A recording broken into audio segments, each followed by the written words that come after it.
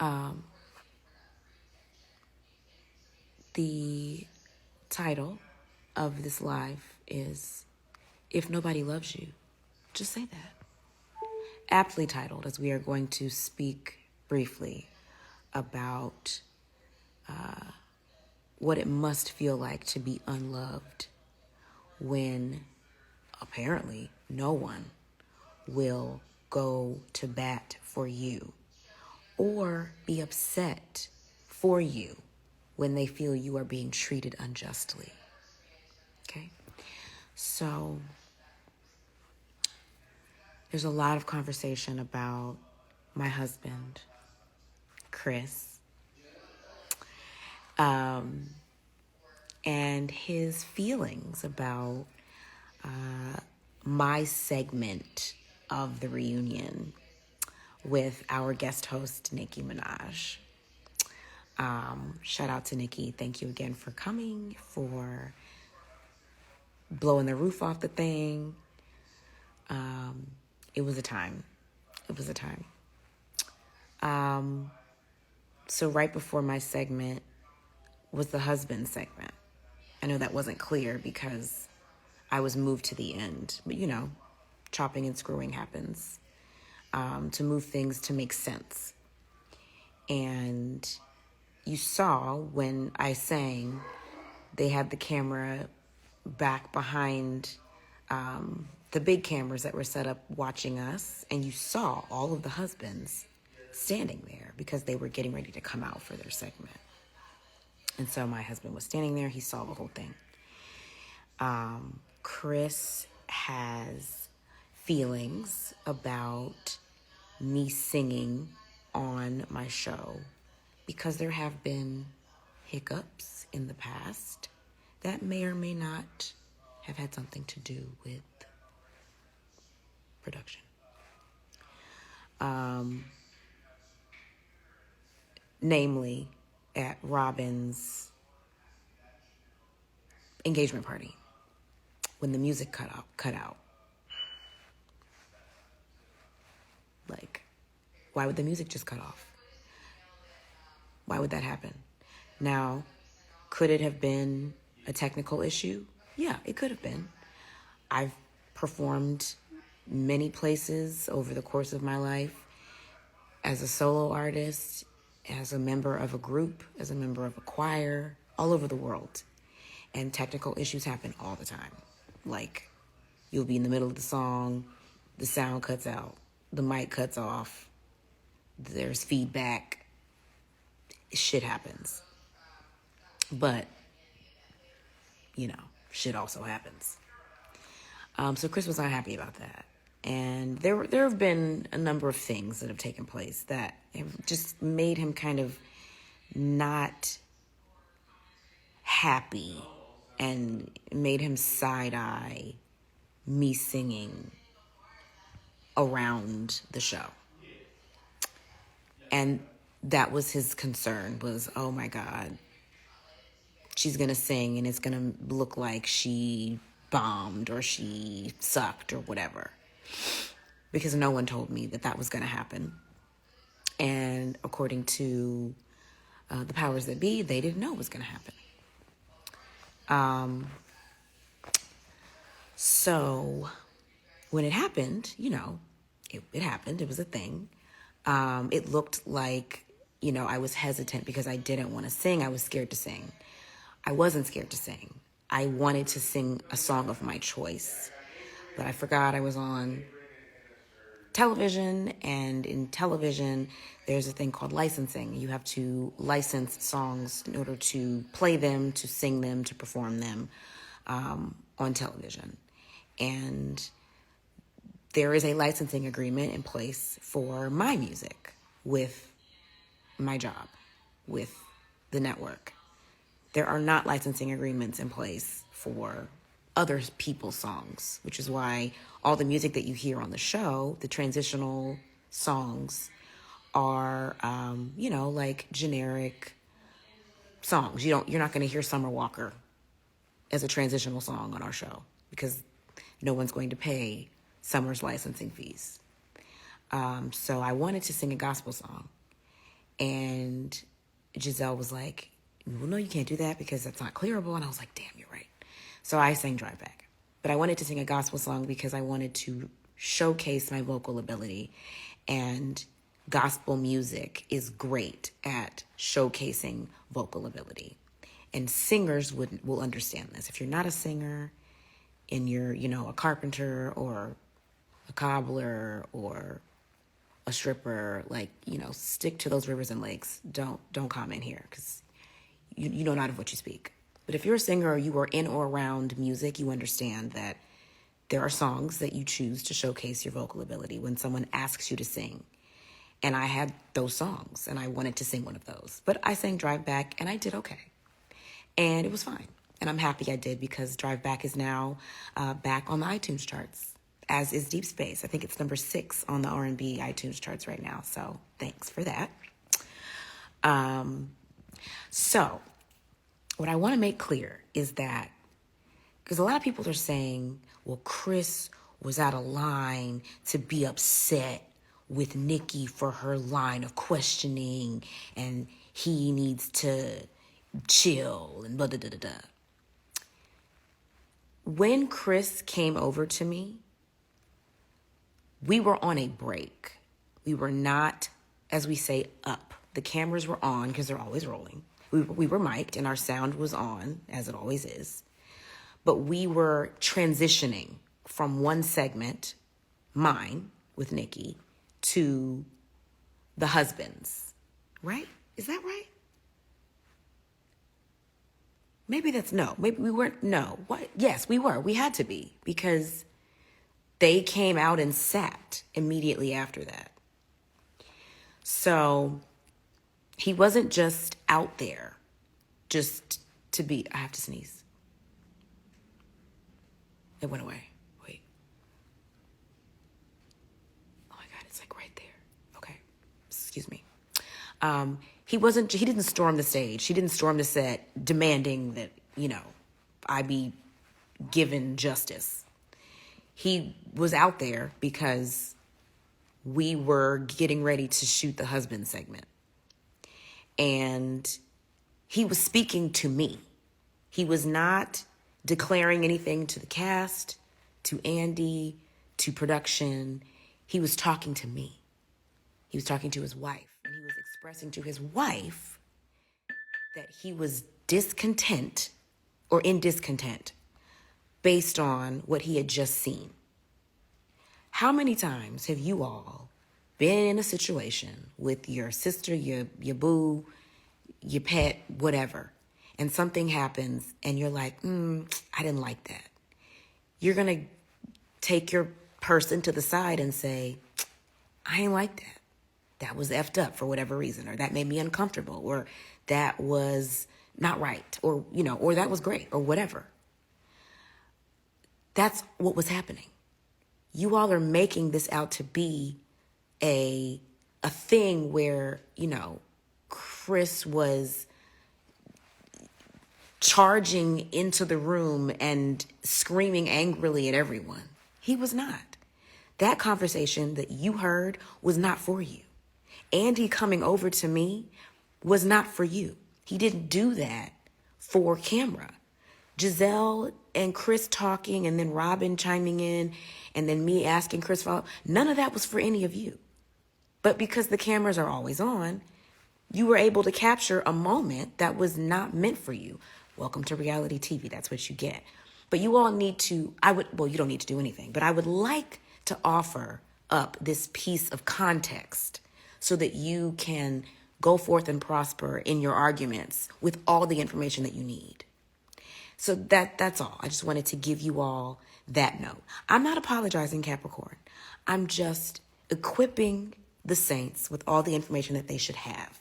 And I don't know that was clear because I could see how when you're not in television, you're just watching television, which, you all are guilty of, and that's great. It's easy to make assumptions about things and the way that they are, the way that they should be, and to interpret things based on what you think. So I just wanted to make that clear, that you heard a private conversation.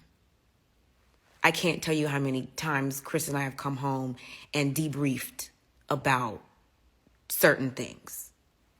And and that's all that you were privy to, was a private conversation between a husband and a wife, a very gully husband and a very gully wife, who ride for each other ad nauseum, period. Chris is always going to go up for his wife, and Candiace is always going to go up for her husband. That's what we do. I will fight for that man, and he will fight for me. Okay? With our words, because we were raised, above ground, not in barns. So yeah, that's all I wanted to say. Carry it on. Carry it to the top of the mountains, child. Oh, hey, birthday twin. All the 12-14 babies. There's not a lot of us. We're special. The December 14th babies. I'm having a really exciting, fun party for my birthday. My ugly sweater Christmas birthday party. Not a mic'd private conversation. I mean, yes, we were mic'd, but we were still having a private conversation. That was not meant for, Chris was not making any public declarations. He was speaking to me. And again, there could be a whole other show on just what is said when cameras are not up, okay? Things that you want to know, things you may not really care about, but things you might really want to know. A lot of stuff is said. And, I'm not an executive producer. I don't get to decide of those private hot mic moments what gets shared. But this was obviously something that they felt needed to be shared. And, it was shared. And it is what it is. I'm not mad. Why are y'all? Yeah. Chris is still being trolled by these Barb people. Right. It's about people going after Nicki because of him. People are going after Nicki because of Chris. They are.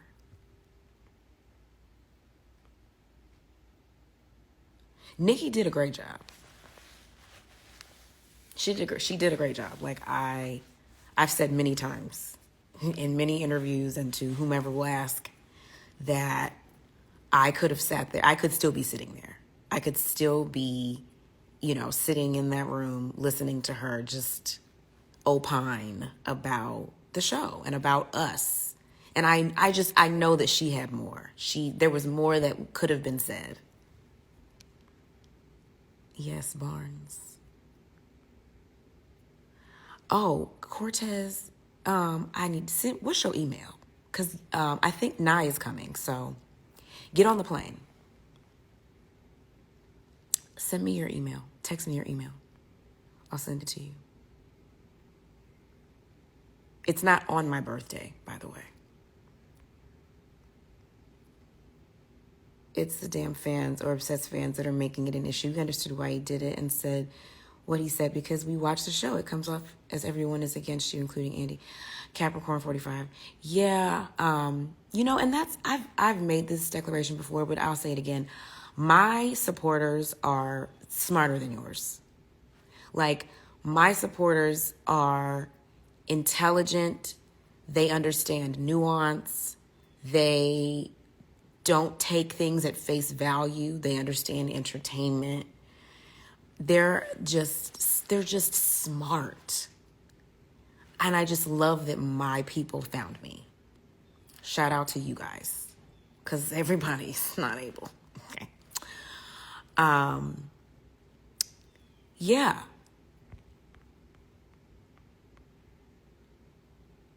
Yeah, it was harmless. It was a harmless moment.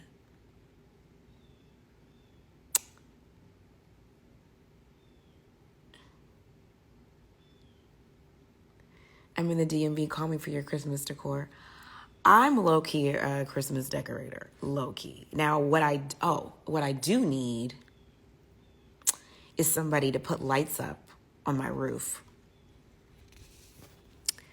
because I got a quote from a company for $5,000, and that will never happen. It's $5,000 to line the roof with lights, and you don't even get to keep them. You got to give them back. If I'm paying you $5,000 for some lights, they need to go up for the holidays, come down, and cook me breakfast. Okay?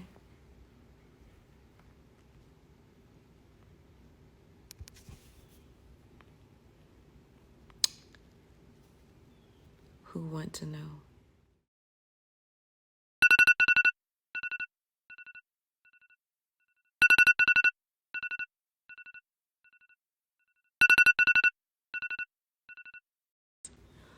It's an Anastasia matte lip and then a MAC lipstick on top. Hey, Jazzy. The Twitter hashtags are a mess. Oh, dear. I'm sure they are. Yes, a lot of people have said that to me, too. Women work wellness. She was being strategic and gave you your flowers.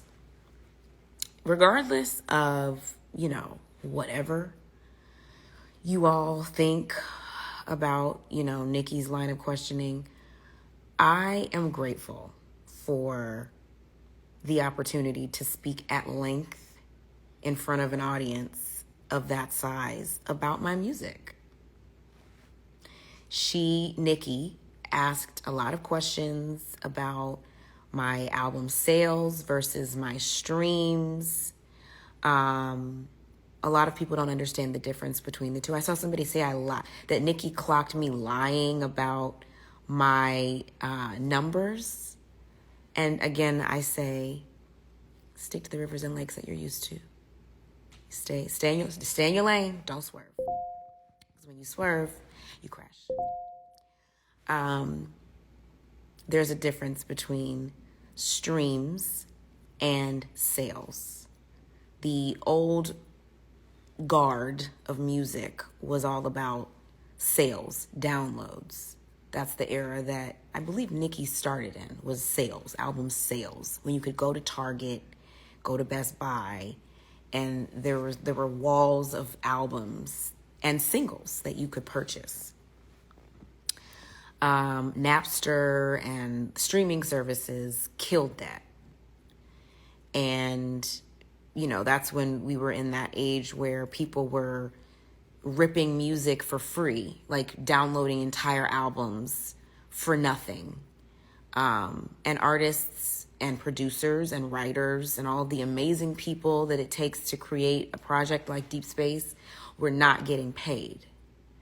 And so there was a revolution that has landed us in the age of streaming. And that's where you have titles and the Apple Musics and the Spotifys of the world. And most people, I feel like millennials, people that I know in my age bracket, because Chris doesn't subscribe to a streaming service, but a lot of people that I know subscribe to a streaming service. So you're paying a fee, a premium every month, whether it's $9.99, $4.99, whatever, whatever it is, to stream music at an unlimited level. So I pay, I think, $9.99 to Apple Music. And when Hotels came out, Jasmine Sullivan's album, I was able to just click download, and I was able to download that album through Apple Music, and it's in my library on Apple Music. Streaming it works, but as an artist, I am not paid at the same rate that I would be paid if somebody were to buy my album. And oh, thank you. And I love benefits too. And so it's just different. And streams versus downloads are weighted differently. So one stream is like, depending on the streaming service, it varies based on your streaming service. Like I think Apple Music is like 0.5 something. Spotify is maybe 0.09. I'm just making up these numbers, but it's a fraction of a number that counts toward your sales. So you have to get a lot of streams to make a lot of money.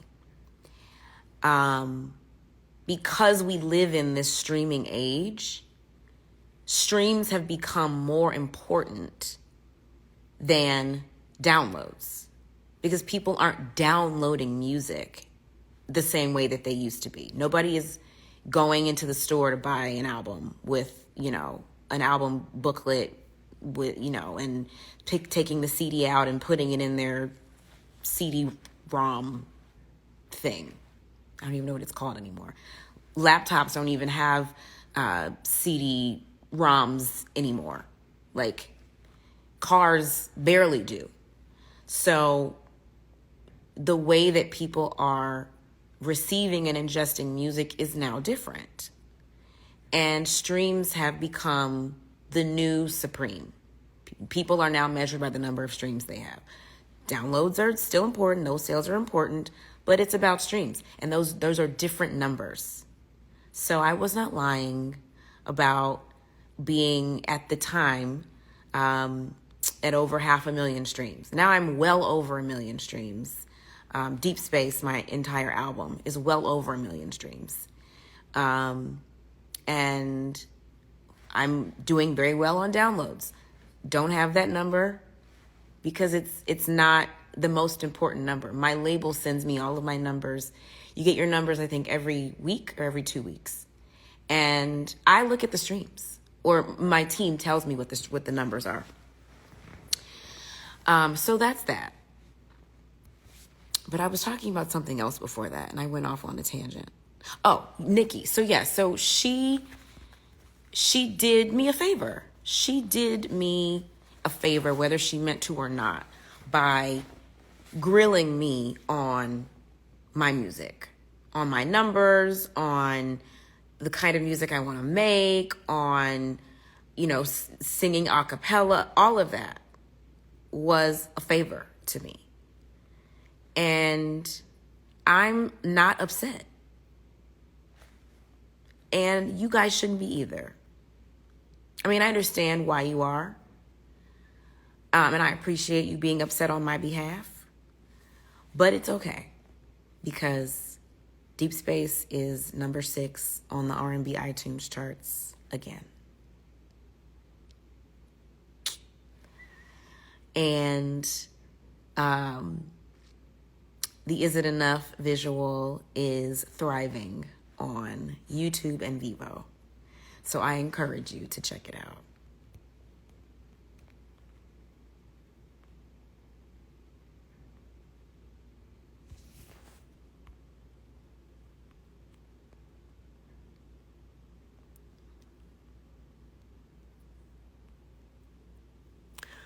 What are y'all arguing?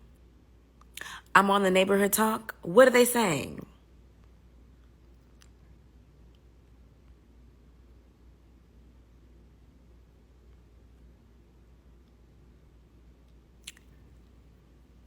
And Nicki seems like she wasn't feeling you, Candy Girl. I didn't get that vibe from her at all. Again, I've said this many times that the perception in the room is always different than the perception when it's chopped and screwed and packaged and edited and delivered to you. It's different. The vibe is different. The content is the same, and it's authentic to whatever the story is, but the vibe is different. So maybe it came off that way when it was delivered to you guys, but in the moment, I didn't feel like she wasn't feeling me.